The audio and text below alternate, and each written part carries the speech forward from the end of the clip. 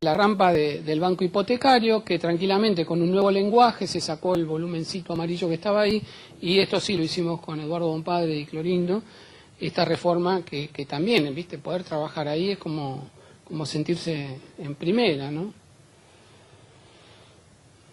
Un concurso que hicimos fue la usina del puerto y el centro cultural, convertirlo en el concurso en el centro cultural de la cultura italiana, ¿no?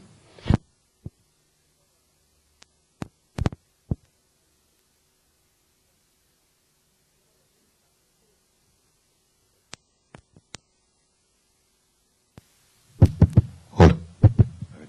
¿Ahí se escucha?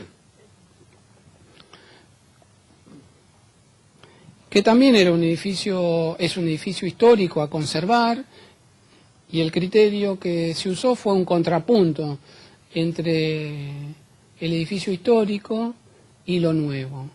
También acá quiero destacar que la materialidad propuesta es totalmente contemporánea, mucho más austera que la del Banco de Londres, ¿no? Esto sería hormigón con revoque pintado o revoque coloreado, y un contrapunto entre lo viejo y lo nuevo. Ahora, esa actitud también me parece, hoy hablamos con respecto a lo que es el patrimonio y conservarlo. Esto me parece que remodelarlo sin tocar demasiado el edificio, incluso el auditorio o la estructura nueva que se hacía sin modificarlo el edificio. Sus patas estaban apoyadas en el terreno y el edificio tenía su propia estructura. Estos eran nuevos y tenían que cumplir con el requisito de las etapas. Bueno, todo el proyecto desarrollado, no nos vamos a detener, ¿no? Pero ahí se ve un poco la estructura, que era independiente, incluso la estructura existente también se utilizaba para sostener los paneles divisorios de las exposiciones. Un poco este contrapunto entre lo viejo y lo nuevo, y reciclar los edificios, darle un uso, es lo que le da vida a la arquitectura, si no quedan como museos. De alguna forma la idea era esa, ¿no? Rescatar al edificio histórico y ponerlo en valor. Lo que pasó en el Centro Cultural Recoleta, siempre voy a tratar de poner una obra que ejemplifique lo que no se hizo a través del concurso, ¿no? Pero el Centro Cultural Recoleta es un muy buen ejemplo del reciclado y puesta en valor. Si bien se hizo en la época del proceso, empezó a funcionar en el año, después con la democracia, cuando fue director Gieso, y acá sí que fue bastante criticado porque del edificio existente se fue, estuvo un poco cascoteado, digamos, se hicieron un montón de aventanamientos, cortes en las paredes. De hecho, arriba quedó como una ruina, cosa que es bastante potable porque no todo el edificio era patrimonial e histórico. Esta también me parece que este contrapunto, darle vida a los edificios históricos, introduciéndole nuevos usos y nuevas actividades y dialogando con una arquitectura totalmente contemporánea de acuerdo a la época, me parece interesante, o por lo menos fue lo que tratamos de hacer en el concurso del Centro de Cultura Italiano. Playa Grande, la Normandina, el recuerdo, y acá están las 55 cajas colgadas en el espacio. Son 55 cajas, cada caja tiene una especie de relación con un año significativo y que estaban relacionadas conmigo. Dentro de las cajas, yo soy un juntador de basura, y dentro de las cajas ponía todo lo que uno guarda de recuerdo, no sé, una llave, un mazo de cartas de mi abuela, no sé, la libreta de mi abuela o el pasaje cuando vino de España acá, y así sucesivamente. Cada una de estas tenía una clave, cada clave representa un año, y allá se ve también el proyecto, que es cómo iban a estar expuestas en la Normandina. Para la exposición, solo las expuse de frente, del lado de atrás tienen orificios donde uno puede ver el contenido. Esta creo que es una maqueta, la caja donde guardé la maqueta, cada uno de estos están 1 en 20, esa caja, la más larga, están hechas con el modular, son todas distintas, y esta mide 30 centímetros por 33 por 2,26, una cosa así para tener idea del tamaño. Esta es la maqueta, que está mucho más chiquita, ¿no? Y la idea con esta instalación era intervenir el espacio. De hecho, cada uno de estos tiene un significado. Por ejemplo, ese tiene que ver con el colegio, que yo fui un colegio de curas, bueno, con el colegio primario, alguno tiene que ver con el alunizaje en el 69, etcétera, etcétera. Pero bueno, un poco era... la instalación esta para mí, al ser la única vez que la expuse y por primera vez en Mar del Plata, me pareció que estaba muy ligada a esto. Creo que era importante ponerla. De hecho, cada una de las cajas estaba hecha en este formato, como si fuera una especie de museo o enciclopedia. Ahí se ven unas gubias. Bueno, ahí está mi cédula. Pongámosle que acá tuviera 12 años. Unas gubias que me compré, porque ya hacía unos objetos bastante monstruosos que pretendían ser autos, pero eran unos cascajos hechos mal cortados, todos. Y de hecho es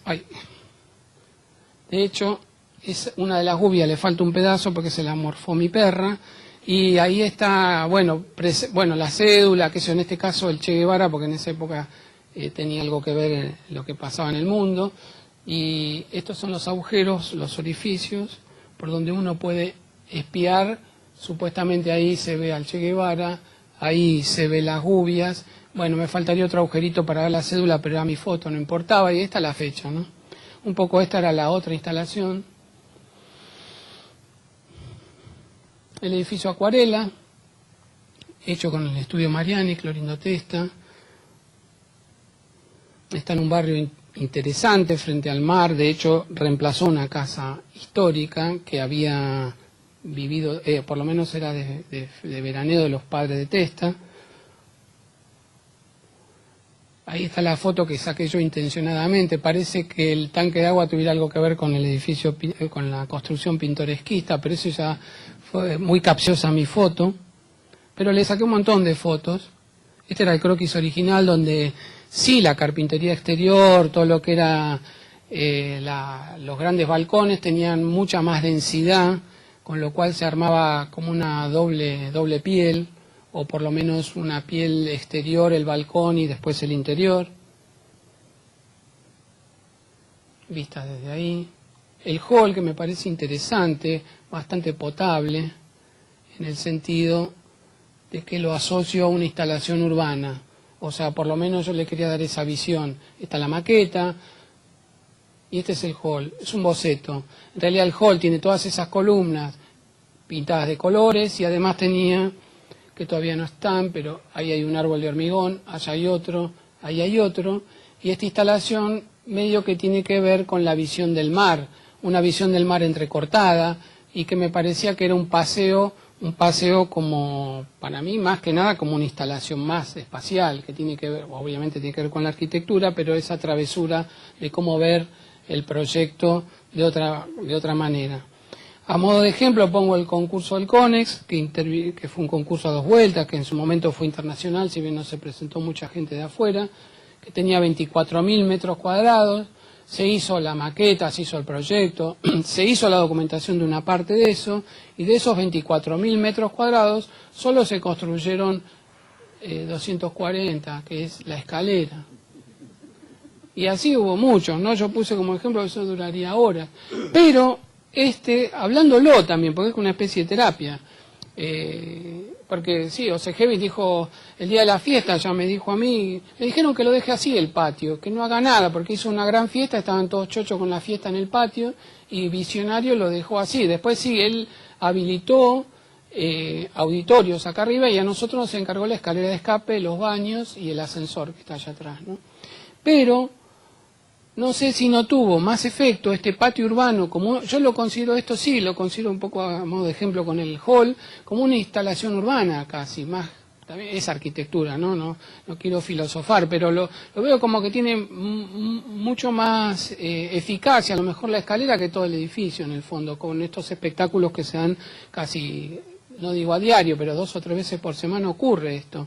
Entonces, de alguna manera, creo que esta porosidad que empieza a haber entre arquitectura y arte, sobre todo en la ciudad, me parece interesante de rescatar como experiencia, ¿no? Este es el Museo Mar, que hicimos el concurso, que siempre la llegada fue desde acá, y hoy está este edificio hermoso, me parece muy bueno. Este es el croquis de Clorindo, que en general cuando le preguntaban a él cómo hacía para que los croquis se parezcan al proyecto o a la obra. Él decía que los hacía después, y es cierto. Y es cierto porque estos se hacían después cuando ya estaba toda la documentación hecha, ¿no? O sea que una vez que teníamos todos los planos hechos, se hacía los croquis. Él por ahí un fin de semana con toda la documentación hacía los croquis y se divertía con los croquis. Pero estaban pensados, o sea, el proceso de él siempre era pensar, después dibujar. Supuestamente el primer ejercicio que hice yo en el CAIC, que él me inscribí en un seminario, era FOT 1, una casa en un barrio. Y curiosamente había tanta gente que no se podía dibujar. Entonces dijo, pues vamos a hacer la experiencia de todos dibujar en la mente como se debe hacer. Primero pensarlo y después dibujarlo. Entonces nos hizo pensar a todos un proyecto y después que lo trajéramos dibujado para la otra clase. Así que nos mandó a todos con una tarea interesante. Este era el museo. Acá se lo ven planta, corte, vista, la planta que queda con un patio, pero cuando crecía para mí quedaba sumamente abigarrado, ¿no? Muy comprometido. Y acá lo veo relacionado con el Museo del INTA, que es un edificio que mide aproximadamente, que no se construyó, se hizo toda la documentación, esto mide aproximadamente 200 metros, este auditorio es para 800, 1000 personas, y la idea era un proyecto que se repitió en el tiempo muchas veces, es tener una circulación, por lo menos en el estudio, y varios elementos que se van adosando a esa circulación. Este es la apoteosis, digamos, para mí es uno de los proyectos que más me gustó del último periodo, y lo puse porque queríamos reflexionar en este sentido sobre los artefactos de dibujo, los instrumentos de dibujo. Yo le digo artefactos porque uno los posesiona, los modifica, los guarda. Y ya casi en el Fórum de Tokio habíamos hecho todo a mano, en tinta, solo había fotocopia blanco y negro.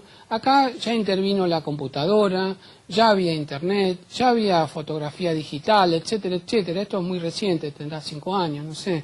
Y creo que la complejidad que tiene este proyecto fue un poco también el hecho de empezar a utilizar esos elementos. Si bien la manera de proyectar siempre fue, por decir algo, convencional, no se proyectaba desde la computadora, pero el hecho de que tuviéramos un edificio dibujado y que él lo pudiera modificar sobre esa copia y que rápidamente se sacara la documentación, hizo que este proyecto fuera sumamente complejo, bastante interesante, y que un poco esto que vemos acá, también creo que uno lo puede ver como un trabajo previo dentro de estos que son así sumamente complejos y abigarrados. Obviamente, parece que uno se puede dar la libertad de tener proyectos de alguna manera que van en una dirección y otros que van en otra. Con respecto a la tecnología, el primer trabajo que fue en la década en el 97, donde yo creo que ahí fue un intermedio, fue el Colegio de Escribanos, que también fue un concurso, y ahí lo que se hizo fue el concurso todo a mano en escala 1:50, y después se documentó todo el pliego, se hizo con la computadora.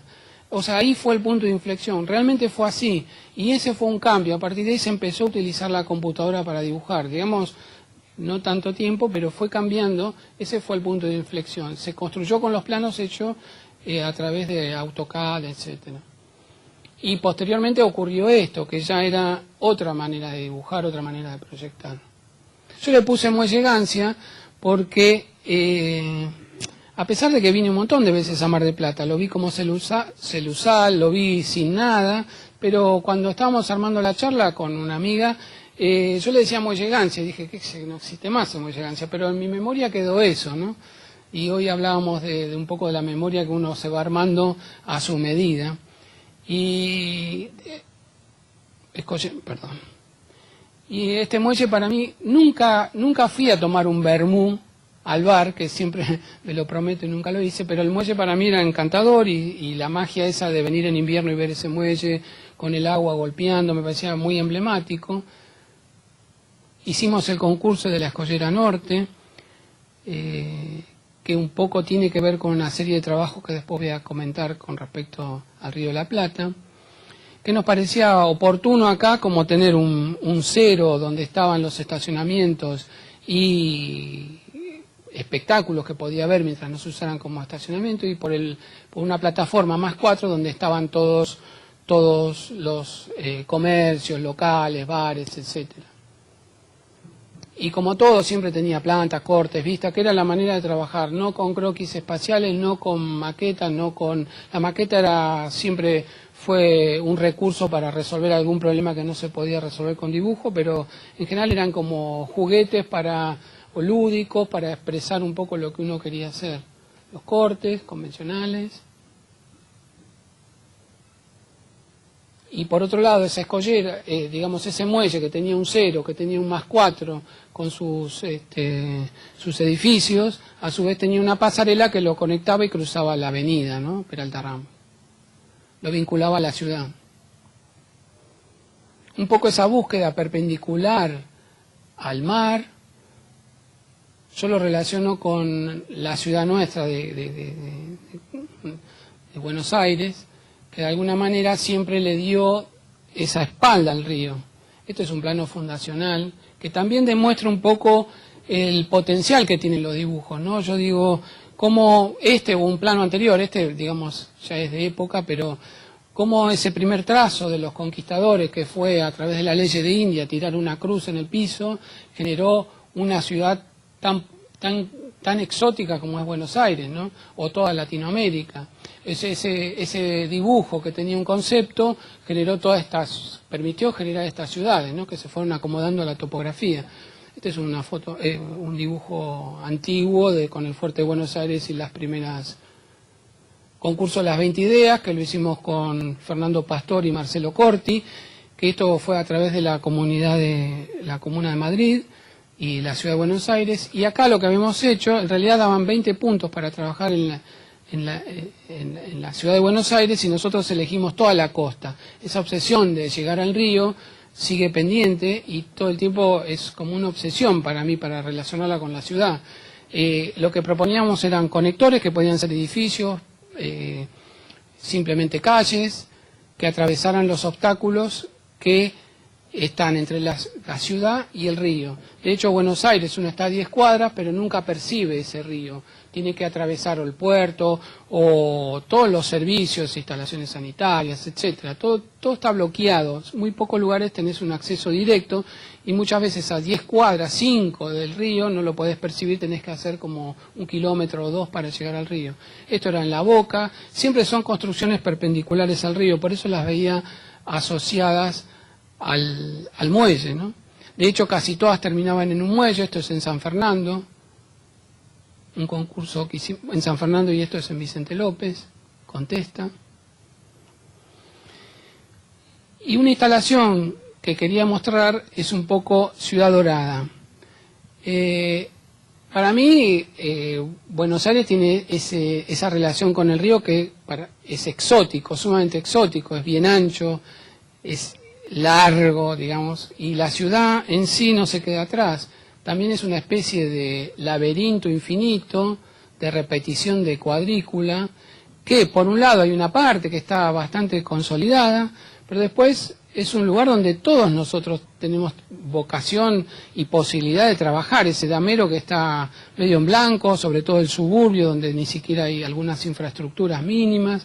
O sea que acá este exotismo que tenemos nosotros siempre entre la relación entre esta masa cuadrícula, casi un laberinto porque es un infinito, y el río que también tiene ese horizonte que nunca, en pocas oportunidades lo vemos, siempre me dio vueltas en la cabeza. Un poco pensaba que fue una decisión quedarse en Argentina, una decisión quedarse trabajando en Buenos Aires, y me siento muy cómodo porque creo que todo artista tiene su relación con el sitio. Por eso un poco empezaba la charla con lo que es Mar del Plata y el sitio. Me imagino como el arquitecto es como un escritor, lo comparo un poco como Cortázar, que se fue a París, escribía sobre los subtes de París, pero uno lo lee y sigue siendo porteño. Entonces, la relación que tenemos con el sitio es muy importante, me parece, como arquitectos, ¿no? O sea, que esas tres patas que tiene utilidad, belleza y materialidad a la hora de arquitectura, obviamente una vez que se cumple con esa utilidad, hay una relación con el sitio muy importante. De chico, siempre di vueltas qué hacemos con la cuadrícula y el río, ¿no? Y de chico tenía la idea de esconder un tesoro, había hecho este mapa, un mapa que yo tendría, no sé, escuela primaria, hecho con plumín. Esto que está acá está quemado, si bien es un dibujo antiguo, pero está quemado con una vela, yo lo simulé.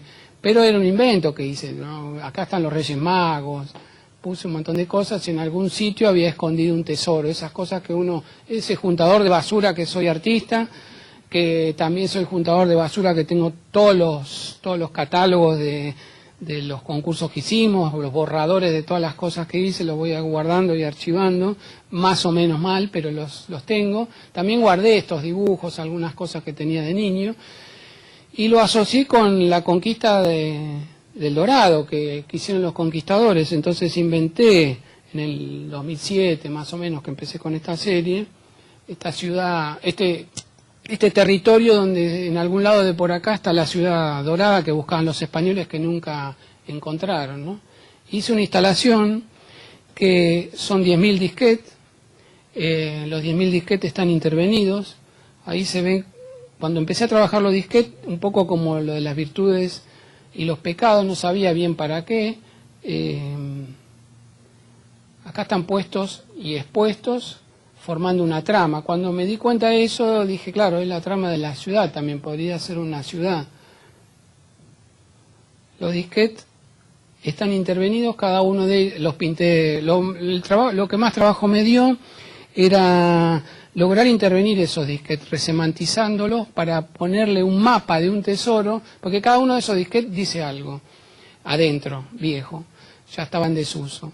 Entonces la idea era resemantizarlos, convertirlos en una especie de tabla que tenía un amigo mío, como una tabla egipcia, cuneiforme, dorada, que eso era una carta. Entonces lo quería convertir en carta. Cada uno de estos tiene un mapa y cada mapa tiene una gema. Esa gema indica la posición de un tesoro. Después los empecé haciendo. Una vez que los hice, los guardaba en esos cofres que eran como de piratas. Allá atrás se ve el dibujo original y el plano contemporáneo, por decir algo. Allá se ven envueltos en como un packaging para vender, porque cada uno, la idea mía era convertir, cuando vi que tenía 10.000, dije que un promedio más o menos, ahí se ve la gema, se ve la trama, algunos tienen una topografía natural, entonces uno con uno de estos podría tener un tesoro.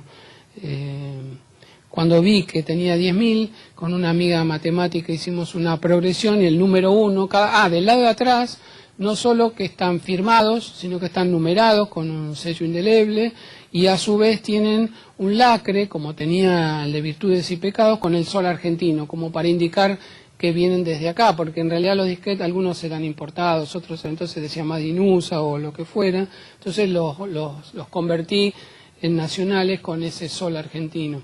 Y lo que llegué a la conclusión de que si vendía los 10.000, y Ciudad Dorada, me convertía en millonario, porque 10.000 a un promedio de $100, ya tengo $1.000.000, obviamente no vendí ninguno, pero le solucioné ese problema que tenía con respecto a la ciudad de Buenos Aires, ¿no? Que era de qué manera uno podía promocionar la trama y el Río de la Plata.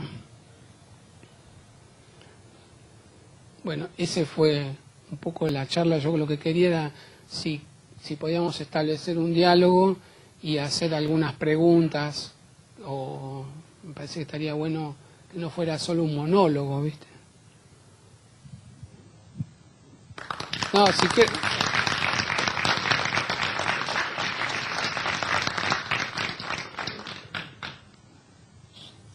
Creo que está bueno que, no sé, si podemos hacer preguntas de los proyectos o del proceso proyectual. Sí.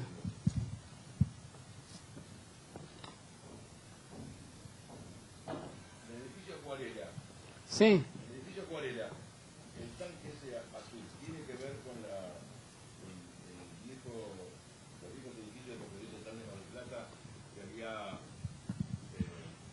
tanques redondeados, ovalados, con venecitas de colores? o tiene que ver con otra cosa? En principio era más bajo.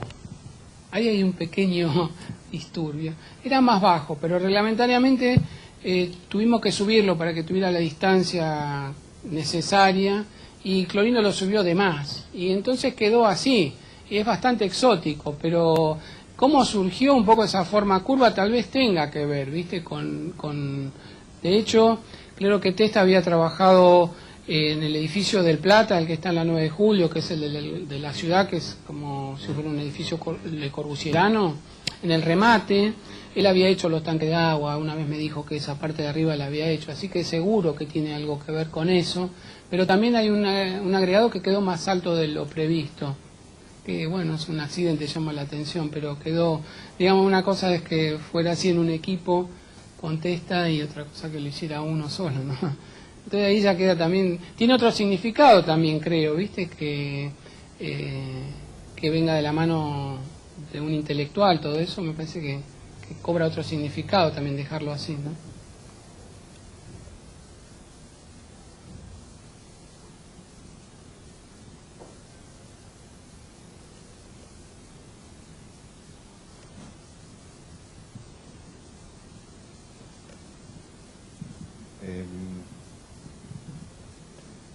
Yo te quería preguntar, vos hablaste muchas veces sobre la topografía, ¿no? Sí. Hiciste como, desde el principio de la charla, me parece, ¿no? Como que aparte del mar y digamos de esa sensación del horizonte azul, ¿no? Hay como una sensación, por lo menos en tus recuerdos, sobre la topografía de Mar del Plata.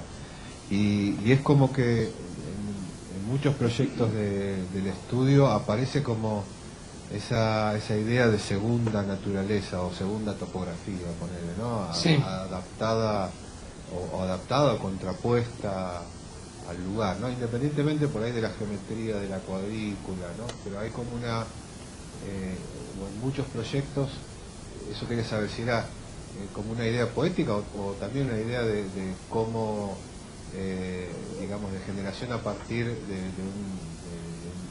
una problemática específica de los programas, de los usos, ¿no? Y